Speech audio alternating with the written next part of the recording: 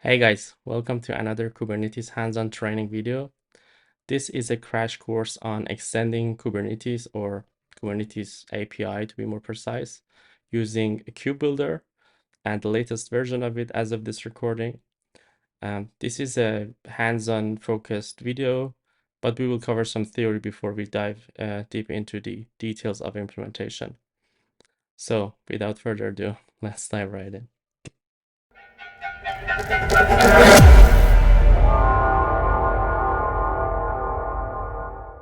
So as we know, Kubernetes has many different components and moving parts, but it's at the same time highly configurable and extensible.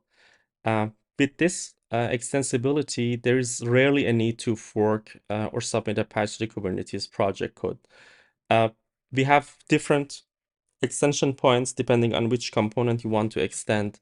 If you want to extend the client or let's say the famous kubectl command line, Kubernetes allows you to do that. A famous, let's say, plugin for kubectl is, let's say, customized, which is a plugin built into the Kubernetes command line for patching manifests and templating. If you want to extend the client Go library, if you are accessing your Kubernetes API programmatically via this library, you can extend it for your own use case. That is possible. Kubernetes allows you to do that. If you want to extend the Kubernetes API server, let's say the way it handles authentication and authorization, that's also possible. If you want to add your own resource type to Kubernetes, in addition to the things that are built into Kubernetes, like pods, nodes, deployments, and so on, that's also possible.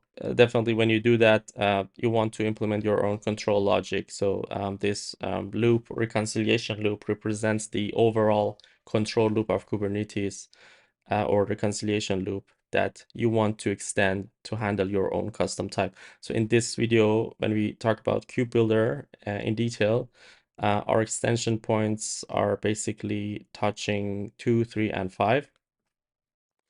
And this icon here represents the kube scheduler, or the way Kubernetes assigns workloads or pods to different nodes or underlying infrastructure or hardware. Extending it is also possible. And last but not least, you might also want to extend kubelet to, let's say, have support for a new hardware type, or if you want to, let's say, change the way pod networking is working, you can use the CNI, the container networking interface, and the networking plugins to extend the kubelet behavior, or you can use device plugins or storage plugins to, let's say, provide more support for the functionality of your kubelet. Like I said, we're going to cover the API extensions in this video, and you can have a look at these two columns and basically decide whether your API is imperative or declarative. So if you have things like synchronous operation, or an operation ID for long-lasting processes, or sort of you're talking about remote procedure calls, imperative APIs might be a better fit for you. Whereas in the declarative part of things, you usually have to you're dealing with smaller objects, and the objects usually define either applications or infrastructure. If you're dealing with large amounts of data, or your API operation requires high bandwidth, most likely you should implement your API in an imperative way. And if, let's say, the natural operations on your API are not really cruddy, but they're more complicated than just creating, reading, updating, and deleting objects and resources, probably you should stick with imperative APIs. And if you do not require transactions in your APIs, maybe declarative API can be a good fit, because in declarative APIs represent a desired state as a working model, but not an exact state, which might be something that you need for a transactional API.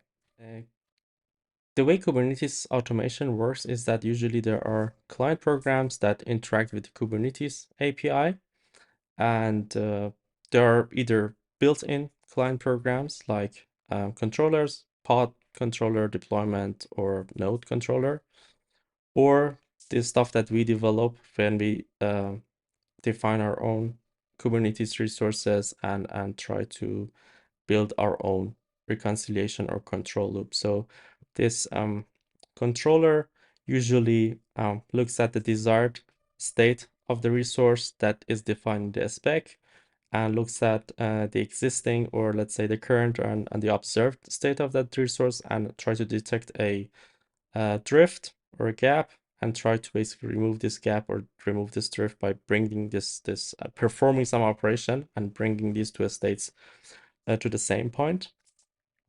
Not only current state changes are impacting the reconciliation loop, but also, let's say, changes to the custom resource, the way we define our custom resource is impactful, and external events. So let's say in case of a node controller, if you just if you're basically you have installed Kubernetes on-prem, if you just unplug one of the machines, one of the nodes, one of the virtual VMs, this is interpreted as an external event for the node controller, and the node controller reconciler needs to react and mark that node as unschedulable, let's say.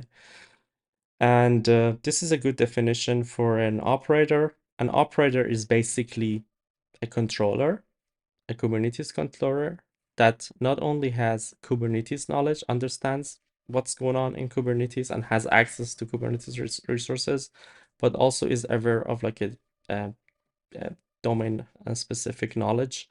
Let's say if you want to extend Kubernetes to have support for something that is not Kubernetes native, like, I don't know, blockchain applications or LLMs, language models, you need to build an operator and build this domain knowledge into your operational logic or operational software.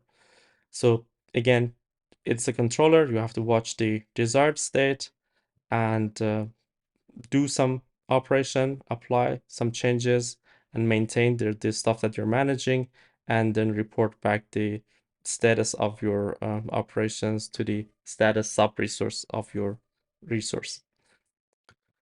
All right, so we reached the fun part of the video, the hands-on part. There are two ways, depending on your choice. You can either follow this playbook locally if you have, let's say, some prerequisites installed on your local setup, on your local machine.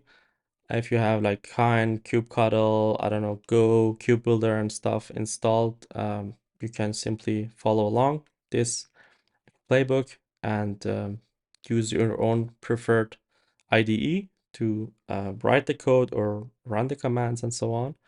Or another option would be to use this Killer Coda hands-on lab that I have provided, the extending Kubernetes. For this video, I'm just gonna use this Killer Coda hands-on lab. So let's just get into it. We will start by looking at the custom resource definition API of Kubernetes. Then we install Kubebuilder, create a brand new project and an API that will be added to the Kubernetes API, extends the Kubernetes API. We look at the setup of Kubebuilder, what it provides, the stuff that it generates, all the boilerplate code. And then we add some basic logging to the reconciliation loop. Then we define our a desired state for a ghost operator. So Ghost is a blogging software that people use to write blogs.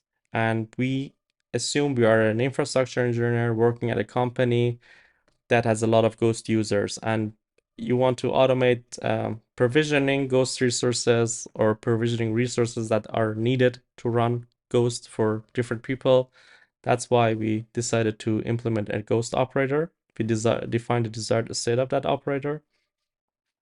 Then we write some code to access our custom resource inside the reconciliation loop to actually provision the Ghost we need to deploy or provision some Kubernetes resources, a persistent volume claim, then a deployment and a service.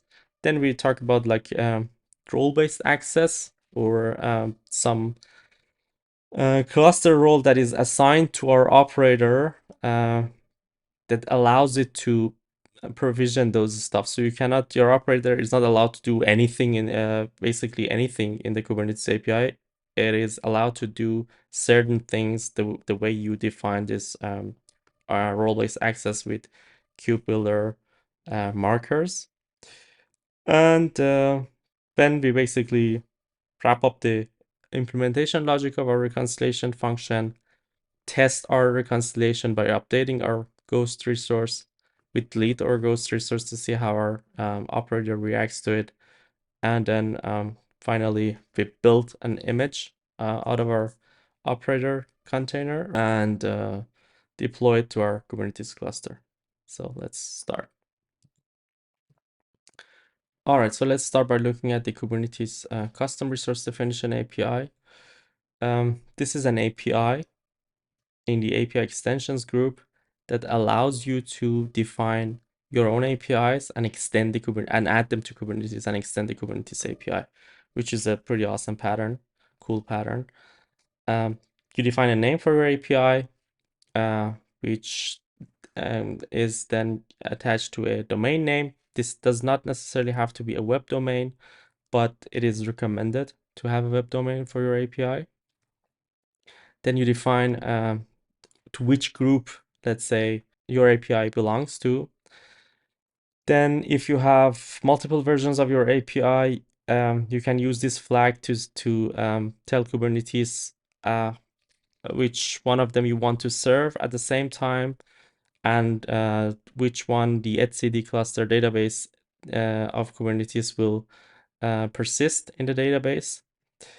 And then you define your Open API v3 schema, where you define your spec or the desired state of your API. Let's say in case of a cron tab, you need some spec about cron. Let's say that the cron string, some image, let's say, of a container that you want to run, or like how many replicas for the thing that you want to run you need, and so on and so forth. You can also define how kubectl basically represents your API after you built it. So if you want to do kubectl get on your API, you want the cron spec to be shown as a column in the get, and let's say the number of replicas and the age of your resource. And then you define whether your resource is it a namespace scoped resource or a cluster scope.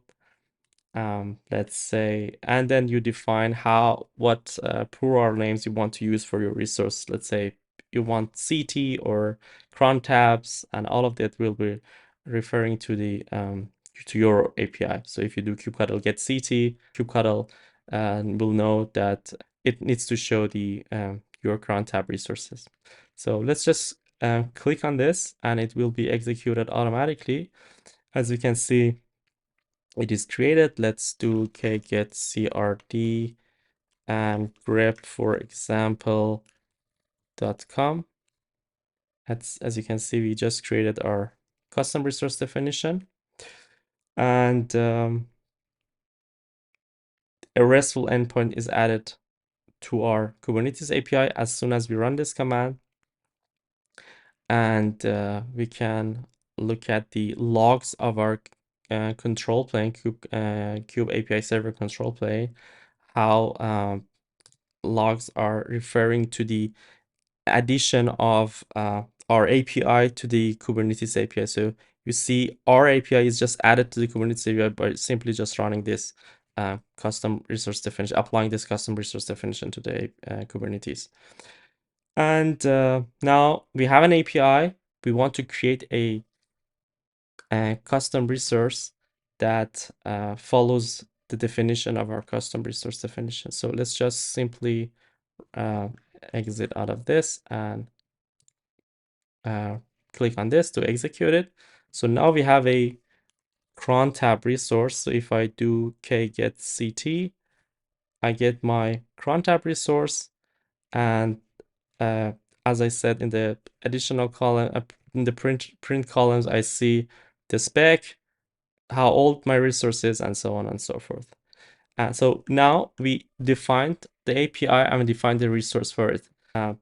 Let's see what happens on the etcd database of Kubernetes when we create a custom resource definition and a custom resource. If you just query etcd for the prefixes that have example.com in them, we see we create a cron tab, we created a Kubernetes, this custom resource definition API created an API registration called another API to register our API to Kubernetes. And then we see that we have our CT resource. So 3 entry points are added to the key value store of etcd. And if we click on, if we just want to look at these objects in detail, we see that now our custom resource definition is saved in crd.yaml. This is what has been persisted in the etcd database of Kubernetes when we created our CRD. And if I run this, let's see how the YAML for the API registration looks like. So if I do API registration, I see that my API has been the stable example.com API has been registered to Kubernetes and it's available. And if I click on this thing here to look at my cron tab resource, if I do my cron, this is how my cron tab, my custom resource, has been saved on etcd. So we have defined our own API, we have defined our own custom resource, and it has been saved in the Kubernetes, but it doesn't have any, let's say, external impact on the world. So we just define something for Kubernetes that only Kubernetes understands. But we are not running any logic, we are not running any program. And that's what we're gonna do. We need to add a reconciliation logic, a control logic that reacts on changes or creation, update and deletion, CRUD operation of our cron tab. So let's do that next. And we can also delete our custom resource, which is now gone. Let's move on to the next part. So in the previous step, we created a custom resource definition and a custom resource called cron tab. Kubernetes understood our intention, but there was actually no logic, no application attached to that custom resource. There was no control logic. A tool that is developed by the Kubernetes community and is super helpful in terms of creating your own custom resource definitions and custom resources, and also the control logic that controls and watches that custom resource is called Kubebuilder. So we're just gonna go ahead and install it on our environment here. And it's best, as we're installing the latest version of Kubebuilder, it's best if we also install the latest version of Go as of this recording. So just gonna do that. And next thing, we want to have a directory for our sample operator, let's say ghost application, the blogging application. So let's create that. We have a new directory. Let's cd into that directory and run this Kubebuilder init. Introduce the a repository where you're, let's say, you want to introduce a repository for your Go module and a domain name for your Kubernetes API. So let's just do this and wait for Kubebuilder to initialize the project.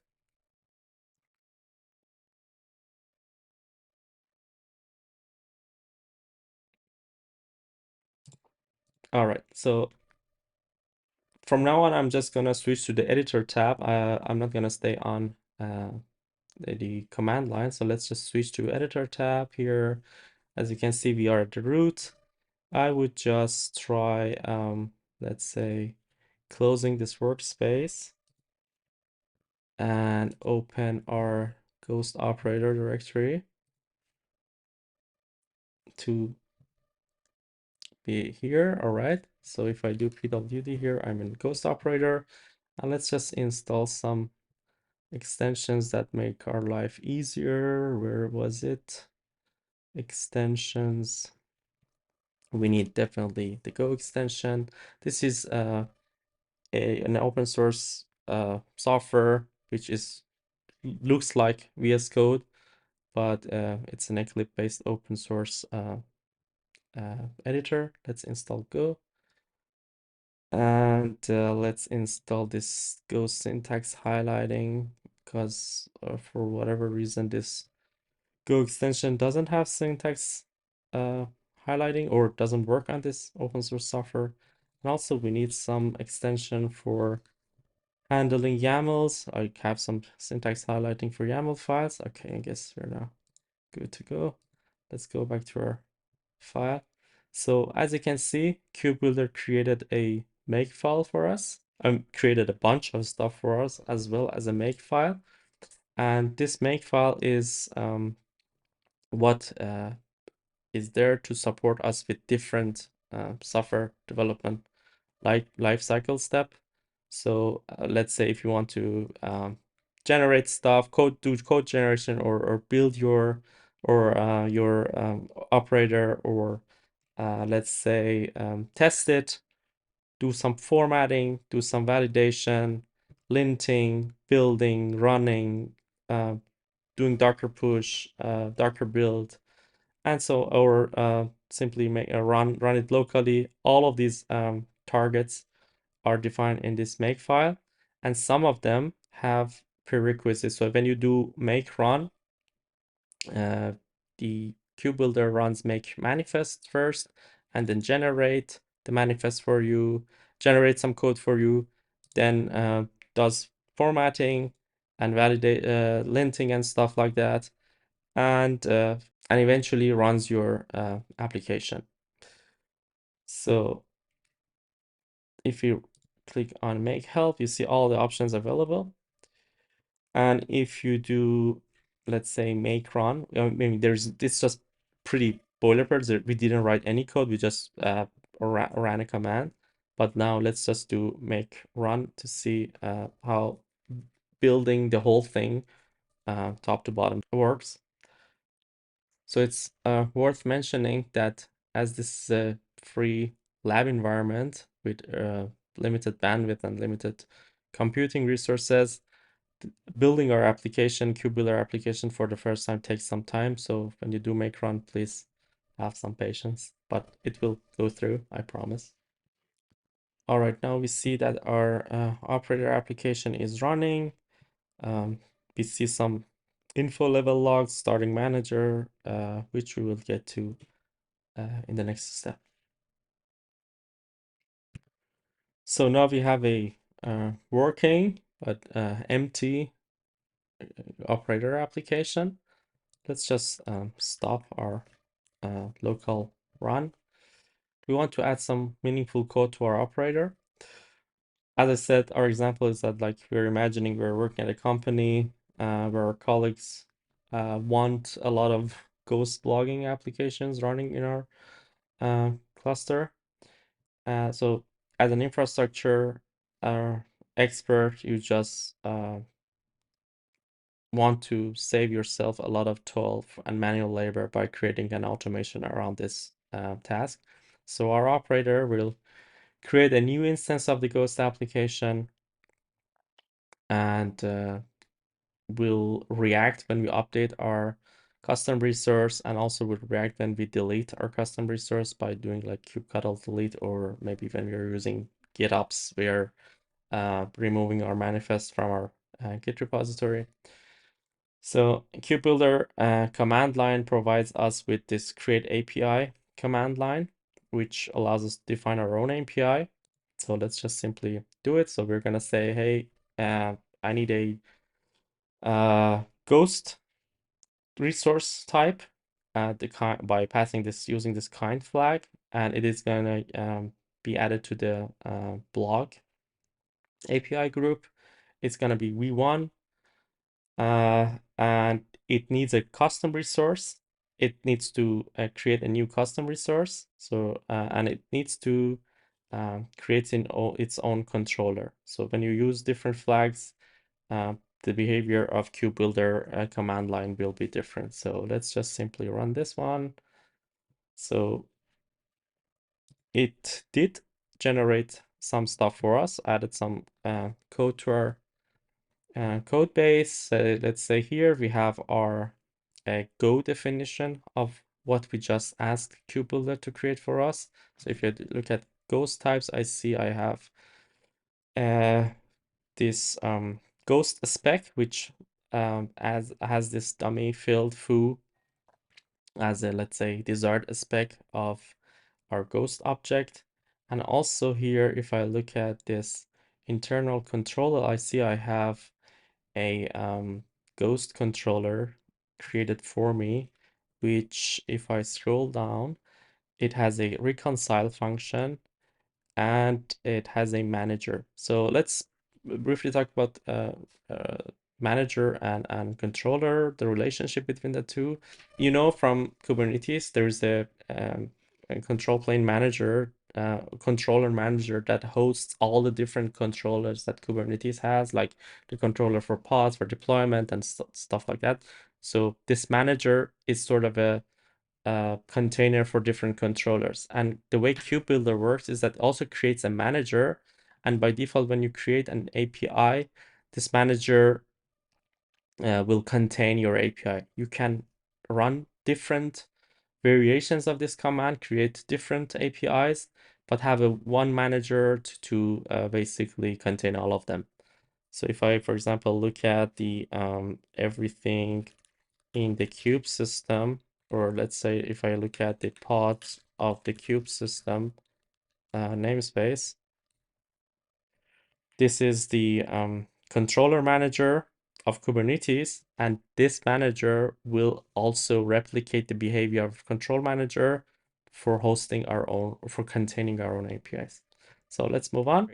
So now Kubebuilder has wired up some key components for us. If I now do make manifests, Kubebuilder will generate a custom resource definition of this thing that we had in our API. So the ghost type, this thing, will be mapped to a custom resource definition. So now if I look at, if I refresh this and look at bases, I see I have a CRD that Kubebuilder has generated for me here, which has a field called foo in the desired spec. Everything happen automatically by simply running a command or doing make manifest. So when you do make manifest, it looks at your API specifications, what you have written in Go, and does a lot of generation and boilerplating for you. If you want to install this generated custom resource definition into your Kubernetes cluster, there's also ways to do it. So you don't have to do kube apply config CRD bases, blah, blah, blah. You can simply do make install. So before we do that, let's just do get CRD and get and grep for let's say anything ghost. There's nothing. And if I do make install now,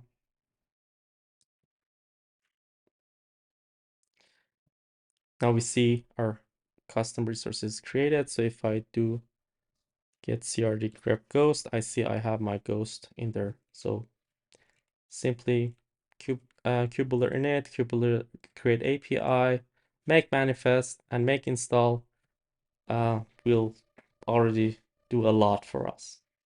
So we created our API and also built it and installed the custom resource definition into our Kubernetes cluster, but still our application isn't doing anything.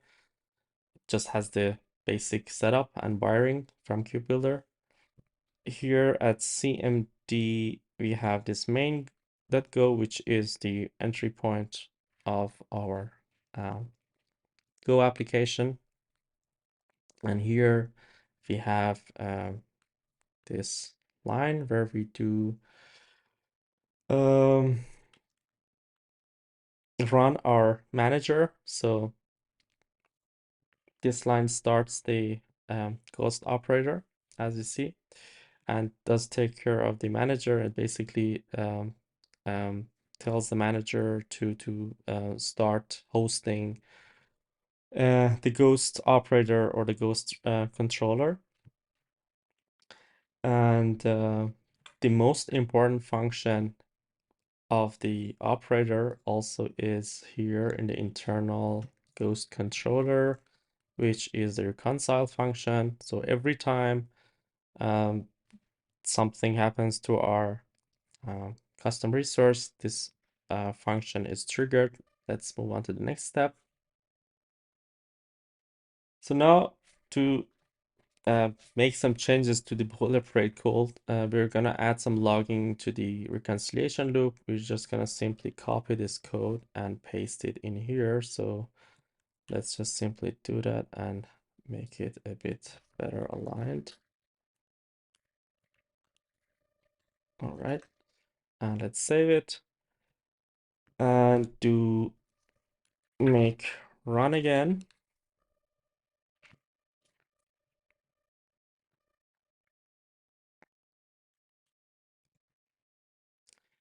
Now we see that our operator is started and is up and running, but our logs are not shown in the terminal.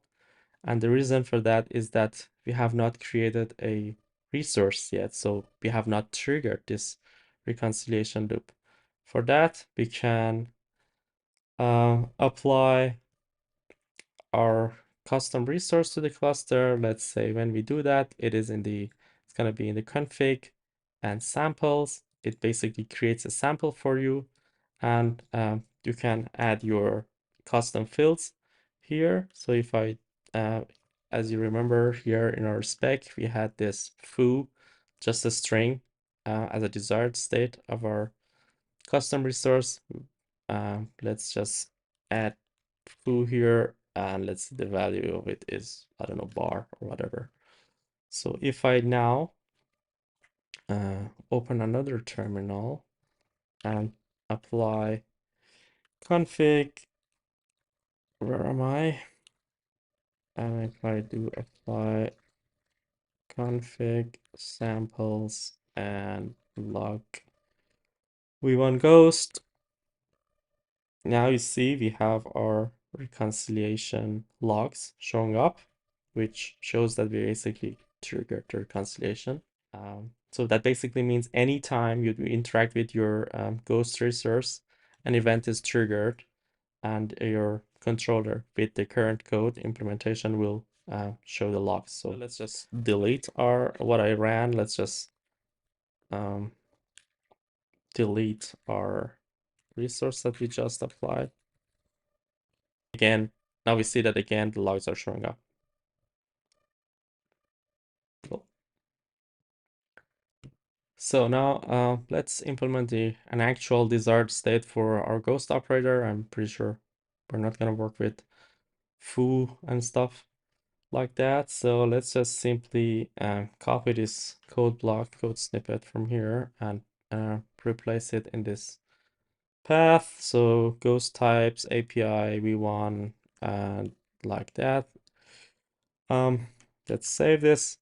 This weird comment that you see, plus Kubebuilder is known as a Kubebuilder marker, which helps Kubebuilder generate stuff. So later when we do make manifest, Kubebuilder looks at this marker and applies this validation pattern on this image tag. So we are basically telling Kubebuilder and custom resource definition, hey, not anything can be an image tag, only if a value for image tag follows this regular expression, it's a valid image tag for us. Explained here. And also this is called a JSON tag in Go, which is used for defining the way you want your field to be serialized in JSON. So when we later when we interact with the Kubernetes API, these objects needs to be serialized and deserialized. And image tag, which you define in Go like capital I, capital T, will be then serialized as image tag like that in the JSON object that is returned from the API server. And that's what this syntactic sugar basically does for us. Now we want to see, let me stop the operator. We want to see what happens when I generate some CRD out of this and apply it and install it on the cluster. So before I do that, if I get my old version of CRD, I see I had this foo string, which has no validation. And if I do now make install, basically Kubebuilder will look at all this Kubebuilder jazz and generate a brand new CRD for us and applies it to the cluster. You see the CRD has been configured.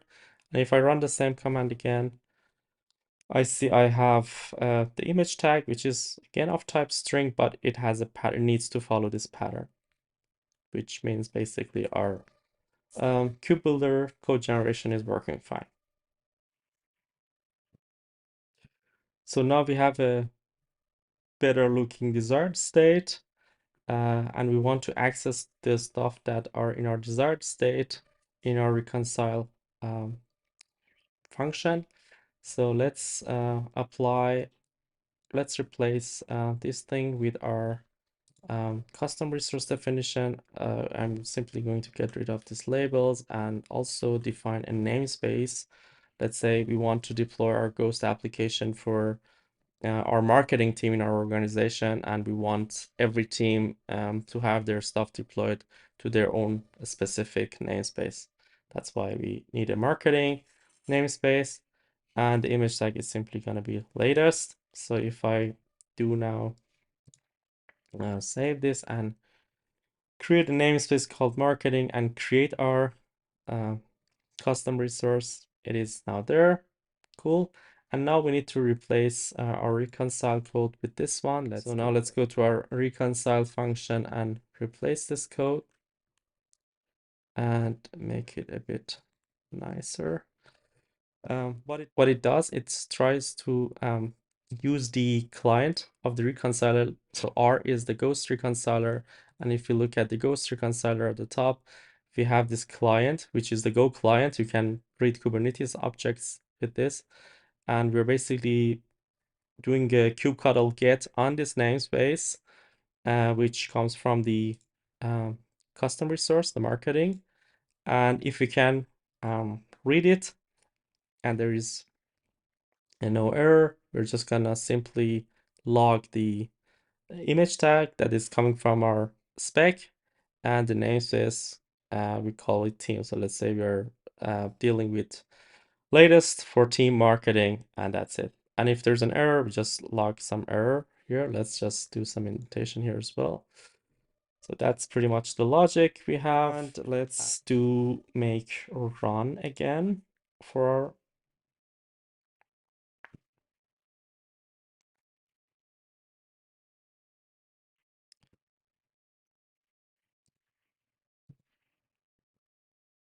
So now you see in the logs, we have image tag latest, team marketing, reconciliation complete. Now we have access to, we could successfully read from the Kubernetes API. We could read our object from the Kubernetes API and we see these logs showing up. So let's move on to the next step.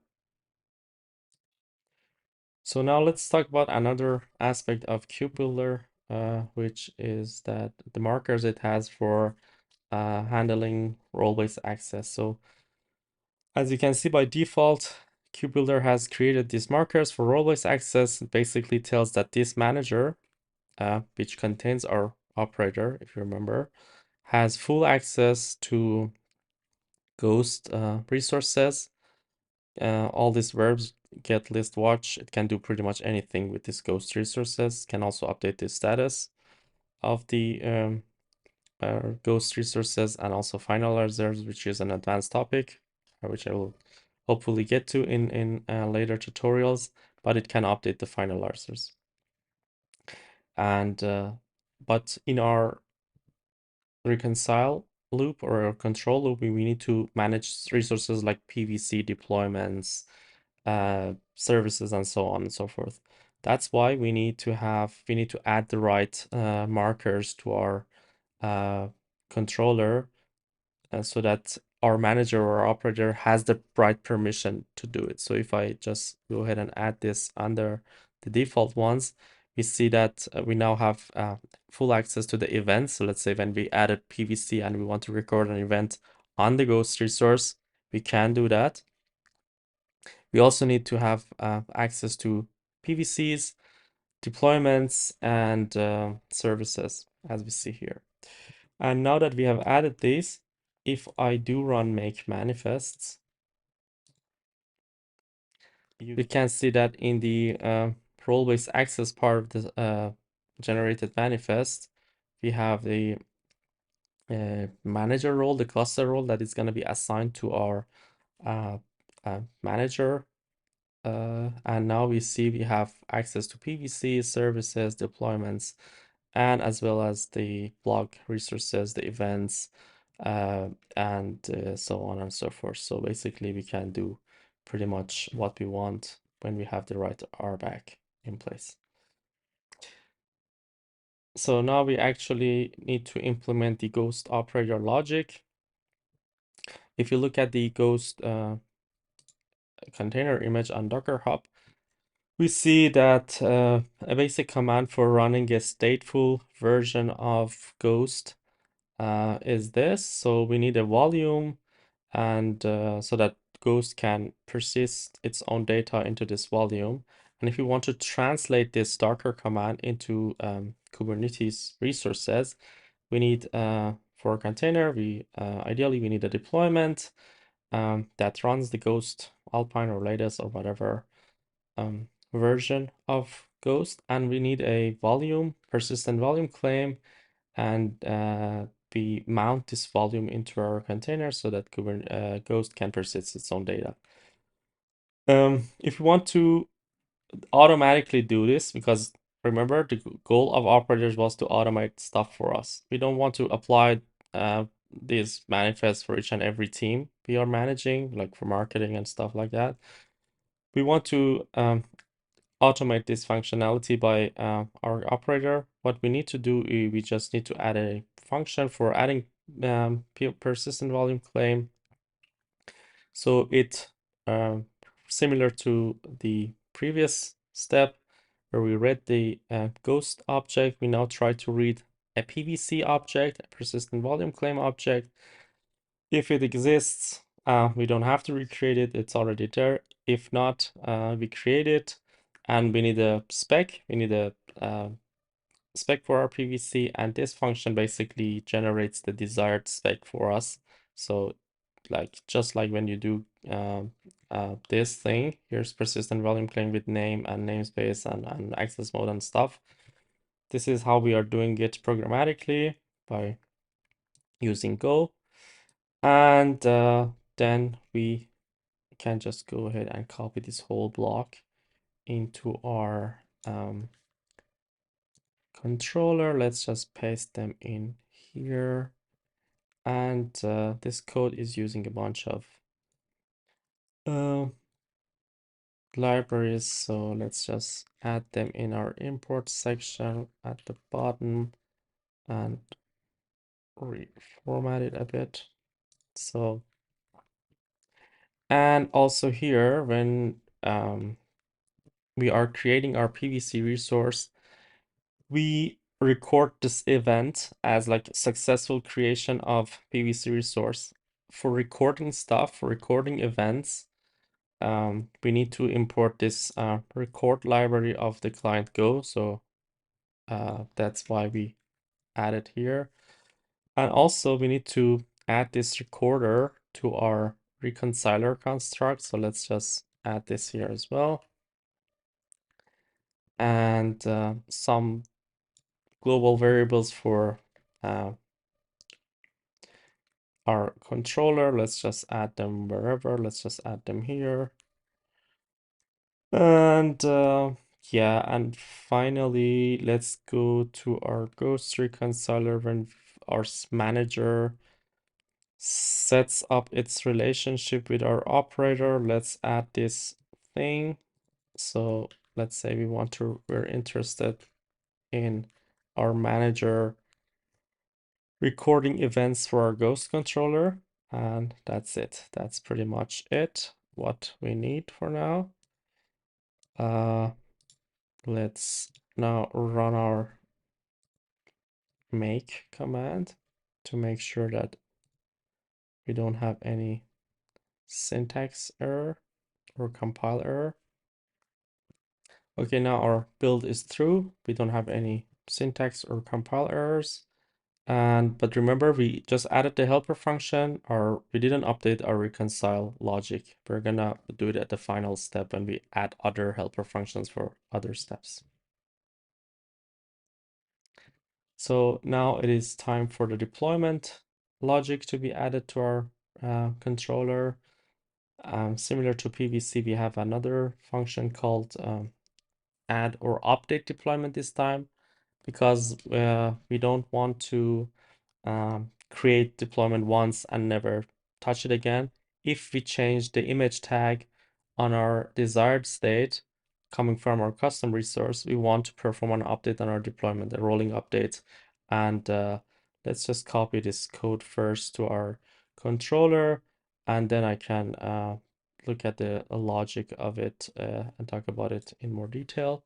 Let's go add it to the controller, maybe here is a good place for it, and it is using these import statements. As you can see, it needs this import statements, and let's just make it right, and let's have a look at the code. So as I said, add deployment, add or update deployment. The generate part is very much similar to the PVC, but just generates a manifest for a deployment, which you can go ahead and read.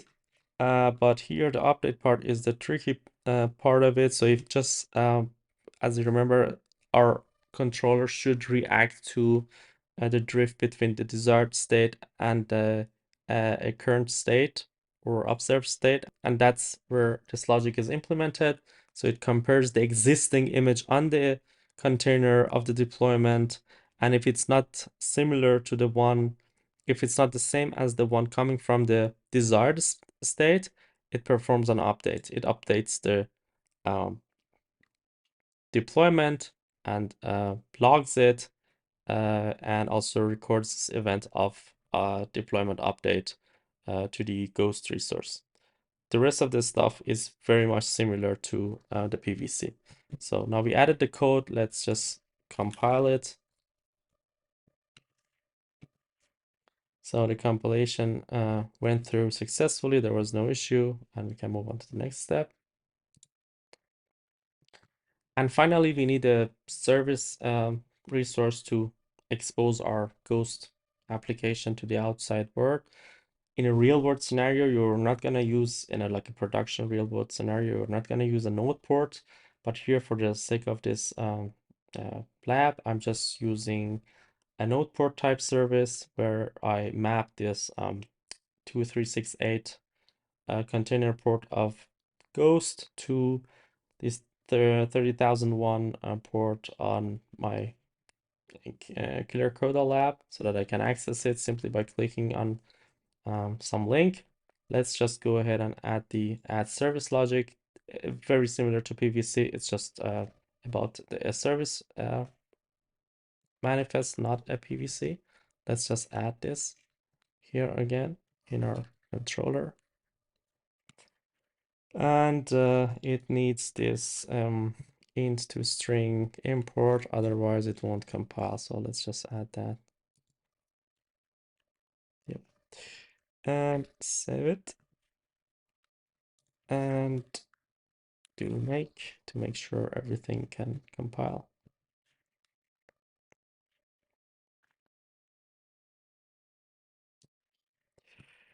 So now we want to wrap up the implementation of our reconciliation function. If you remember from our images here, the operator should report, once it performs some operation, should report the status of the operation in the current status of the resource. So we need to add some code to handle that. So let's just go look at our ghost type here, and you can see, and as you can see, the ghost status is empty now. Let's replace it with this snippet because we want to add some. Let's replace it with this snippet. Also add this function to our controller. Let's go to our controller once again and add this somewhere. Let's say here's a good spot and save it.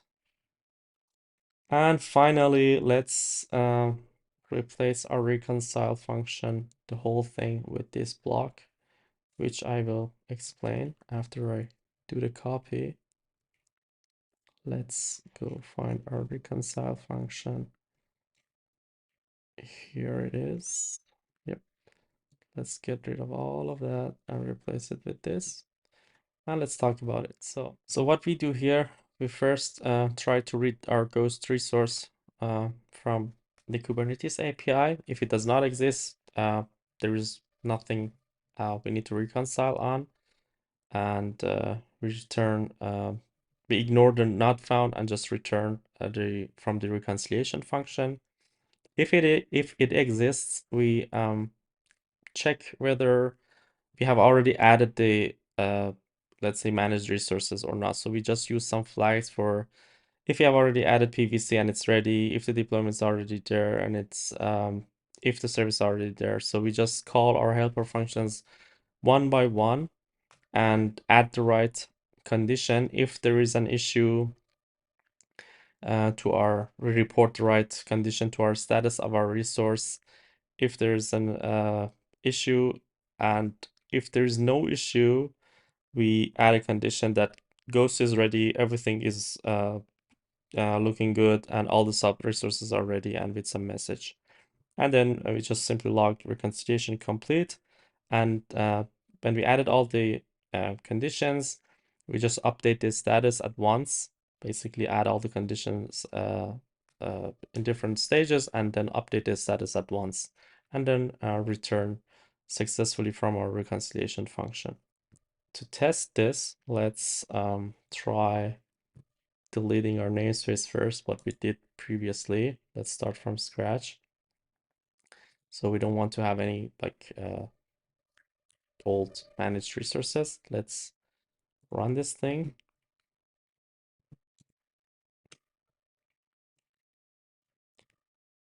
And open another terminal.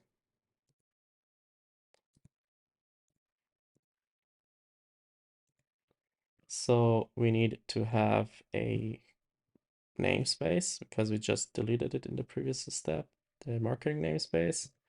And our custom resource looks fine. It has the latest image tag. Let's apply it. You see a bunch of logs just are shown here. Reconciliation, deployment created, service created, PVC created, a lot of stuff is happening. So let's, on the right terminal, let's get PVC deployment marketing. Let's say now we have a node port service, we have a deployment, which is not ready yet, but it is being created. And we have our PVC. All the resources are there, sub resources. And if I, for example, run this command to describe my ghost object, you see in the events, I have successful event creation messages in the events part of it. And if I look at my ghost application here, which is basically forwarding this lab node port, I see my ghost software is up and running, which is pretty awesome. And if I, so now, for example, let's apply an update on our custom resource and change the thing that we actually care about in our operator logic. Let's change the image from latest to, let's say, anything else like Alpine, anything valid, and save this. And once again, open another terminal and make sure our controller is running, which it does, and apply our, sorry, in this terminal, apply our change. And now we see our deployment updated successfully message, which is nice. So if I now look at my deployment image, I see I'm running Ghost Alpine instead of latest. So my deployment detected a change from a drift from the desired state and the current state, and automatically took care of the update for me, which is nice. So now we want to perform a delete on our resource and see what happens to our managed resources. Before I run it, let me show you an important line which we used in our controller, this control util set controller reference. So when we after we created a managed resource for PVCs, for deployments, for whatever, we set this thing, controller util set controller reference, and we basically tell this PVC that, hey, this PVC that we created, your owner is this ghost resource. It basically means whenever we get rid of this ghost resource, the lifespan or the lifetime of this PVC is also dependent on of this ghost resource. So it should be automatically deleted. So it's not like that when we delete the ghost resource, we need to individually delete the PVC, the deployment, and the service, and so on. It should happen automatically because we set that resource, the managed resource owner, as our own ghost resource. So when I delete the ghost resource, the sub resources should also be deleted. So let's just do it in this terminal. Look at our marketing namespace. Nothing is in there. So the last step for this crash course is to build an image for our operator and push it to some container registry, and then deploy to our cluster instead of doing make run, which is fine for testing things locally.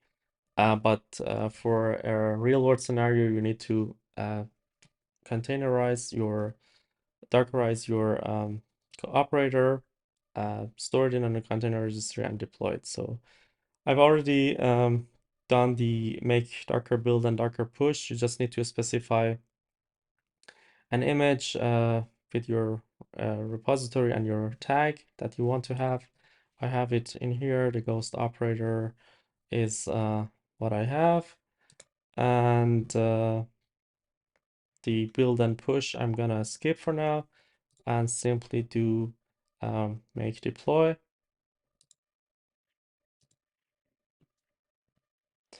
And when you do make deploy, it not only starts your operator controller manager with that, which covers your operator, but also it installs a bunch of role-based access resources and stuff for you, and some metric service, which I can get into in a later tutorial.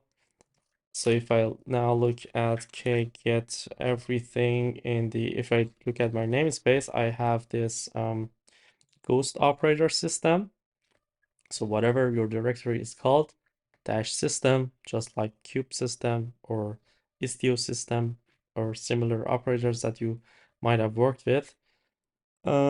So if I look at everything in this ghost operator system, I see I have the ghost operator.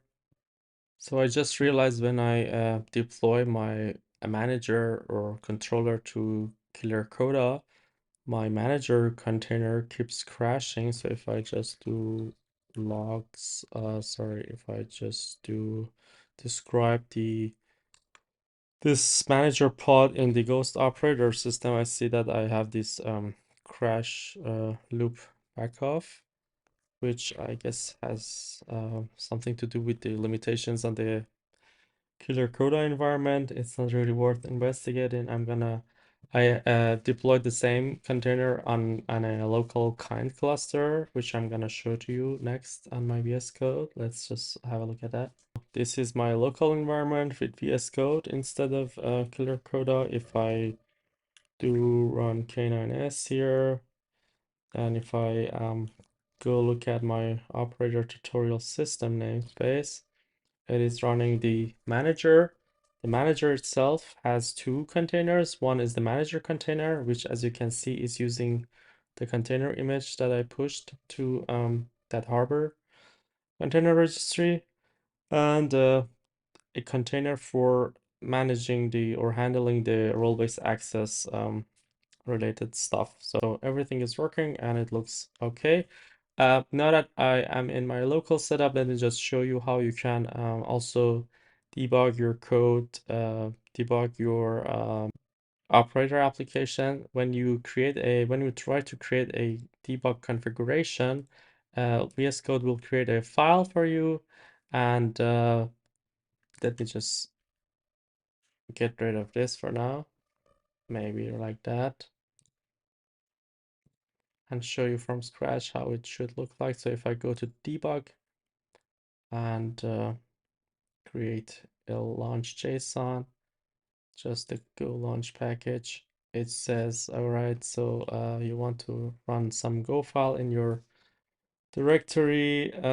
Where is your entry point to your program? And I should tell VS Code that it is in cmd main.go, and that's it. If I save this, let me exit out of this K9S. Let's start debugging. And before we do that, let's just set a breakpoint here at the top of our reconcile function. If I do run start debugging, the debugger of VS Code will start.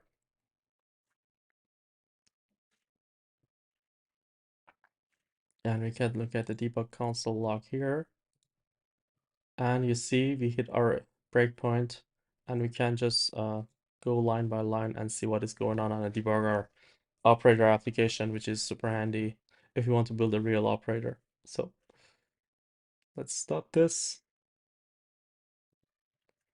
and go back to our killer Coda. All right, that was it. We deployed our container to our cluster, and we have a working, I mean, not on killer Coda, but on VS Code, we had a working operator. Useful links. This recording will be posted as a video on YouTube. You can check it out later if you want. The Killer Coda hands-on lab link, some useful documentation from Kubernetes documentation, and the Kubebuilder docs itself, and the operator white paper, which goes a bit into depth of the use cases of operators and the operator capability level. So what we built is level 1, just managing some resources and reacting to reconciliation events. But you can check it out later. If you want to have seamless upgrade, you have to be compliant with level 2. You want to support full lifecycle like backup, recovery. You should make your operator more capable and mature, and different levels. So cool stuff. You can check them out later, definitely, if you want. So yeah, that's it. Awesome. Thank you for taking time and making it to the end of the tutorial. You just became a Kubernetes operator guru. Believe me, there are not so many people out there that have the knowledge of building a real-world operator. It's time to take a break and celebrate. You did it. I'm proud of you. Thank you. That's it for this hands-on tutorial. I hope you liked the video. If you did, please give it a like and subscribe to my YouTube channel and share the video with your friends and others who might be interested in building operators. Thank you and see you next time.